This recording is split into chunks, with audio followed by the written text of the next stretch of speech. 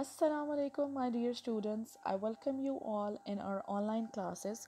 Today we will be talking about the introduction of 18th century novel, and we can also name it as Rise of the Novel. As you all know that in English history or in English period, there are different eras, and in different eras different genres got fame or they were flourished. For example, in the Renaissance period, the genre of drama was quite dominant and it gained popularity. In the 18th century, the drama was not popular, rather, novel gained certain height and it was quite popular. Let's talk about its definition. Novel refers to a fictional prose narrative of considerable length, typically having a plot that is unfolded by the action, speech, and thoughts of the characters. It means that the novel deals with fictional elements. By fiction, we mean that the things that are true or may not be true, and prose refers to the daily or common conversation, the way we talk or converse with each other, and narrative means the way the story is narrated, and it should have a considerable length. The length should be not too small or not too large. Then there are different then the other definition of novel is a literary genre, means it refers to literature obviously, which describes the fictional characters, usually in the form of sequential story. Now, sequential story refers to the sequences, or you can say that the sequels, the way the story is arranged in different sequences. Then the origin of the novel. A novel is derived from French word nouvelle, Italian novella, which means something new, something unique. And in the 18th century, the word referred specifically to the tales of romance, love, and intrigue, while in the 18th century, the novel adapted some features of the old romance and it became the major literary genre and it gained quite popularity. Then there are certain other things that we need to look as far as the novel is concerned. The novel deals with the elements of time and space. It refers to the nature of our habitat, means where we live, and then it refers to the diction or the pronunciation, the way we talk or the way we speak. For example, the way the characters spoke, and then how we feel. It refers to the sentimentality or the emotions and the feelings of the character, and whatever the characters are doing or performing, it refers to that idea also. Then the rise of the novel is directly linked with the middle classes or with the rise of the middle classes in the Western Europe. Uh, the target audience in that particular century was the mediocres or the commoners, or you can say that the common lot or the laymen. That's why a novel got so much popularity, because the target audience was middle class. The themes or the subject matters that were related to obviously that targeted working class, and profound social and economic changes were brought that gained popularity or prominence in the novel. Then there were certain advancements in the technology. For example, the printing press was made, and there were a large number of books. The books were published in bulks, and as a result, the target audience, the working class, they got interested because the theme or the subject matter was directly linked with their lives. Then there was an anti novel campaign, and it attacked this new genre. It identified it with the French romance, and it derided, or derided means to laugh about or to insult something, because because they thought that novel created some sort of sensational element, that it was full of sensations.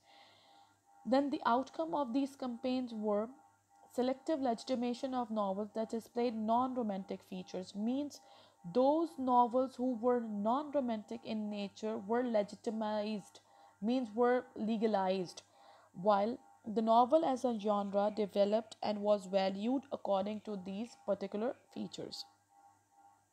Then the certain features of novel are it is written in prose. Now prose means the language of the commoners, the common or daily language, the way we converse with each other. And the narrators, they are mostly first person narratives or the third person. And the style of the novel is mostly epistolary in nature. The epistolary refers to the idea of letter writing. For example, the novel Joseph Andrews and Pride and Prejudice are the best examples in this regard. And then the length, the word count, there is no specific word limit regarding the novel, but it is generally believed that a novel should be larger than a short story, and it should be larger than a novella also. Novella is shorter than a short story, and then there are fictional contents. Some are historical in nature. Then the focus was on individualism. Then we talk about realism. Realism refers to the way the writers or the authors or the novelists depict reality. It refers to the photographic attention to detail. It refers to the particular descriptions. And in this sense, the novelist or the writers should not be biased. They should portray life as it seems to them. There should be no biases. There should be no personal liking or disliking. Then there are different types of novel: mystery novels, epistolary novels, historical novels, romantic novels, etc. Let's discuss one by one in detail. Mystery novels refers to the act of crime or the unsolved mysteries, and it often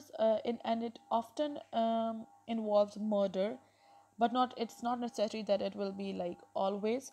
Then there are certain novelists, for example, Agatha Christie's novel are quite famous, Sherlock Holmes series are quite famous. There is some sort of detective who is professional or maybe amateur. Amateur refers to someone who has not gained proper training.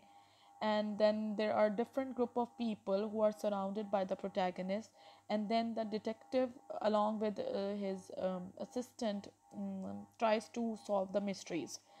Then the epistolary novels refers to the letter writing technique, and the famous in this regard is Richardson's Pamela.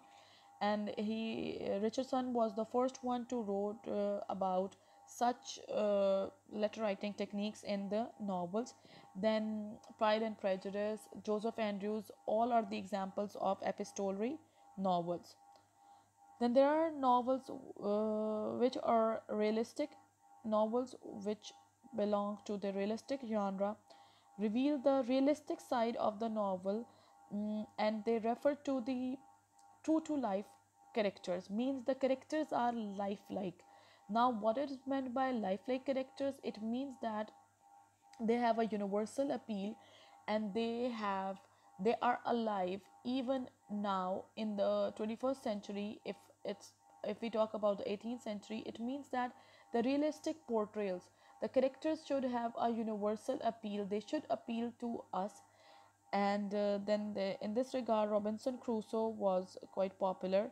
And then there are some novels that are satirical in nature, and they revolve around the satire. And at times the satire is quite crude. Crude means something that is quite nasty or ugly. While there are, in this regard, Gulliver's Travel is quite famous by Jonathan Swift. The way he portrayed different voyages of Gulliver's, and at the end of the novel, Gulliver seems to be despised of the humans, and he prefers to live with the animals, for example, the horses, which are named as Honims and Yahoos. So, this is the way that shows the clash of civilization, and Gulliver Travel is remarkable in this regard. Then there are certain novels that are based on the genre of science fiction and fantasy. In this regard, there are some elements of fantasy fiction in it. For example, fiction refers to the idea of speculative building. In it, you are being speculative, means you are in doubt, while fantasy refers to the idea of imagination and they are merged with technology. For example, Lord of the Rings series, The Chronicles of Narnia, Harry Potter, and Vampire Diaries, or you can say that Maleficent. There are so many movies regarding the genre of science fiction. Then there are other horror thriller novels, and the novels of Stephen King are quite dominant in this regard. The thriller novels um are merged with the elements of mystery and science fiction, and at times they are also named as gothic, means they have gothic, gothic. It refers to the idea of awe and fear. Then there are elements of then there are then the other genre then the other element in this regard is of romance. Romantic novels are up to dated, and they are quite dominant these days also.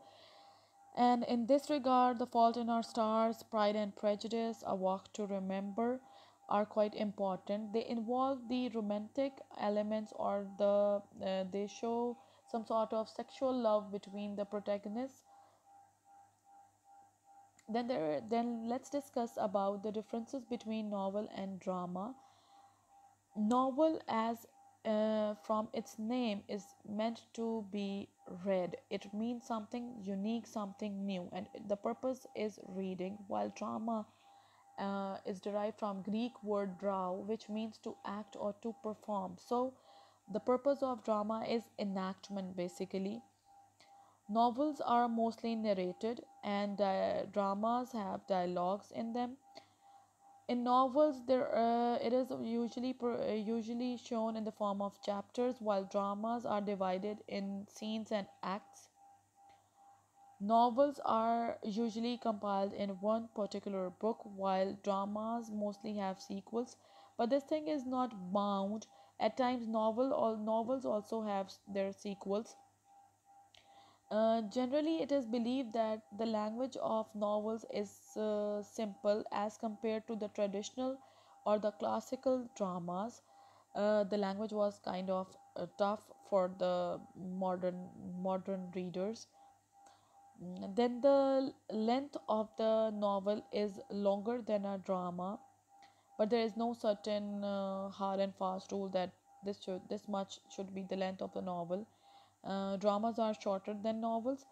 Then there is usually seen that it is observed that the novels involve long list of characters, while there are less number of characters in drama. Thanks for listening. If you guys have any queries, any ambiguities, we will be discussing that in the Zoom meeting. Thank you. Take care, all of you. Allah Hafiz.